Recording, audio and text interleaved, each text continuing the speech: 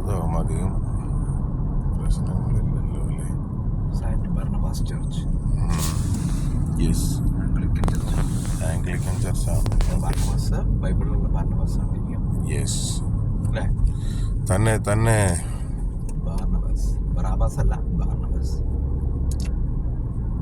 യൂദാസിന് പകരം തിരഞ്ഞെടുക്കപ്പെട്ട അപ്പോസ്തലന്റെ പേരെന്തായിരുന്നു? ബർണബാസ് അല്ലേ? യെസ്. എനിക്കറിയില്ലേ. വേറൊരാളെ പരിചയം. ബർണബാസ് പൗലോസ്ലിയുടെ കൂടെ പോയാണല്ലോ. അതെയോ? പൗലോസ്ലിയ തിരഞ്ഞെടുക്കലാണ്. എനിക്ക് അത്ര നിശ്ചയം പോരാ.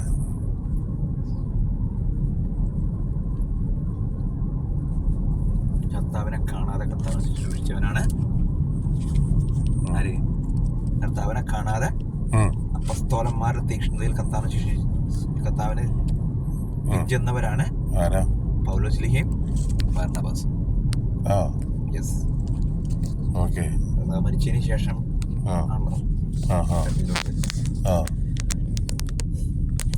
അതാണ് പറയുന്നത്. കർത്താവെന്ന് തോമാസിയോട് പറയുന്നത്, നീ കണ്ടതുകൊണ്ട് വിശ്വസിച്ചു, കാണാതെ വിശ്വസിക്കുന്നു ഭാഗ്യവാന്മാർ. കാരണം അവര് കർത്താവിനെ കുരിശുമരണം കണ്ടില്ല, അല്ലെങ്കിൽ കുരിശുമരണം കണ്ടു, പക്ഷെ അവര് കർത്താവിനെ ദുഷിച്ചു ആ സമയത്ത്. പക്ഷെ പിന്നീട് അവർ വിശ്വാസത്തോട്ട് വന്നു, തീക്ഷ്ണവാദികളായിട്ട്, ഭയങ്കര തീക്ഷ്ണതയോടുകൂടി. അവരാണ് ഭാഗ്യവാന്മാർ.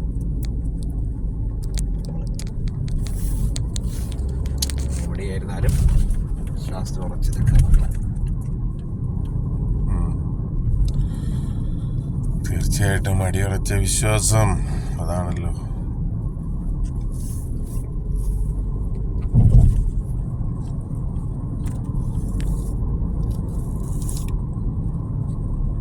ക്രിസ്ത്യാനിയുടെ വിശ്വാസം അടിയുറച്ചതാവട്ടെ ക്രിസ്തുവിൽ. ക്രൂശിതന്റെ മുന്നിൽ എന്തും അടിയറ വെച്ചിട്ട് അവനെ സ്വീകരിക്കാനുള്ള മനസ്സാണ് എല്ലാ ക്രിസ്ത്യാനികൾക്കും വേണ്ടത്. തീർച്ചയായിട്ടും.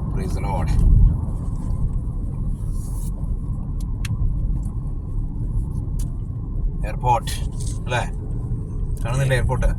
ലീച്ച് ഹൈവേ മറ്റേ സൈഡ് എയർപോർട്ടിലേക്ക്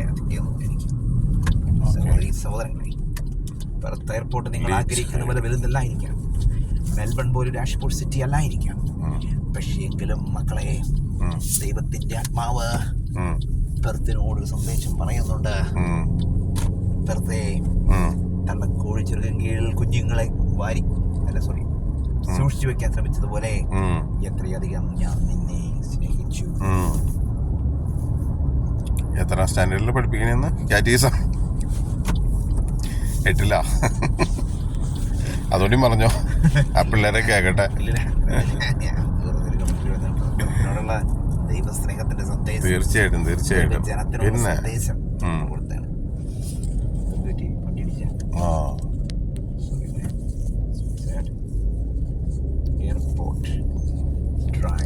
പുതിയൊരു വീഡിയോ വരുന്നവരെ ബൈ. അതെ, ടെർമിനൽ 1 and 2. Yes, Belmont.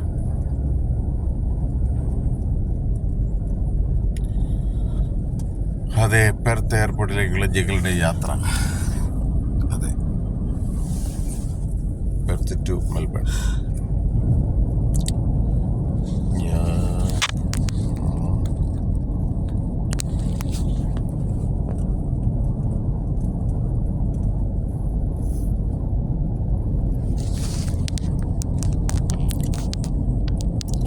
ഇനി എന്താണ് പറയാനുള്ളത്? പറയുന്നെങ്കിലൊക്കെ. എയർപോർട്ട് യെസ്, വളരെ ഒരു കോമ്പാക്ട് എയർപോർട്ടാണ്. പക്ഷേ കാരണം ഡൊമസ്റ്റിക് ഇന്റർനാഷണൽ ഒക്കെ രീതിയിലാണ്. മെൽബൺ പോലെ 2 എയർപോർട്ടില്ലല്ലോ ഇവിടെ. ഓക്കെ. ബട്ട് ഒരു ഗുണമുള്ളതെന്ന് വെച്ചാൽ എയർപോർട്ടിൽ നിന്ന് ഇന്ത്യയിലോട്ട് പോകുന്ന സമയം എത്ര മണിക്കൂർ ലാഭമാണ്? എത്രയാ? I don't know. I not understand. I never not ചിന്തിച്ചിട്ടില്ല അതിനെപ്പറ്റി അല്ലേ? No. I never not thinking about.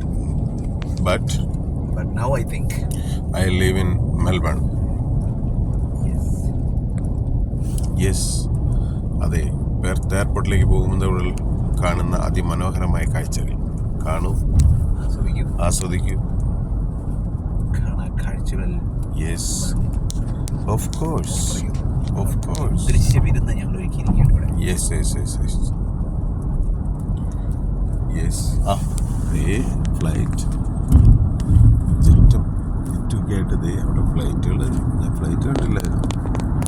ഫ്ലൈറ്റുകളുടെ കേദാരമാണ് അല്ലേ? നീ പാട്ടറിയെങ്കിൽ പാടിക്കുവോ 2 വരി? Yes yes. ആ പാടൂ പാടൂ, പാടി പാടി തീർക്കൂ. ഇനി ഏകാഗിയായിട്ട് പാടൂ 2-3 ദിവസത്തേക്ക്. അതെ. അപ്പോ ഇവിടെ എയർപോർട്ടില് ഈ കാർ റിട്ടേൺസ് ഉണ്ട്. കാർ റിട്ടേൺസ് പറഞ്ഞാല് ഒജക് നുങ്കാർ പൂജ, അതാ ആ സ്ഥലത്തിന്റെ പേര്. ഇതാണ് ഇത്ര വിശാലമായ സ്പീഡ് റെഡ്യൂസ്. കാർ വാഷ് ഇഷ്ടംപോലെ ഐറ്റംസ്. എയർപോർട്ടിലേക്കുള്ള വഴികളാണ്. എയർപോർട്ടാണ്. ഇതേ എയർപോർട്ട് ബസ് വരെ വരുന്നു. ഇതാണ് Perth airport bus. Perth airport bus കണ്ടോ? അത് ഡെവലപ്പ് നടന്നുകൊണ്ടിരിക്കുകയാണല്ലേ. ഒത്തിരി വലിയ വളർച്ചയുടെ പാതയിലൂടെ നടക്കുന്നു.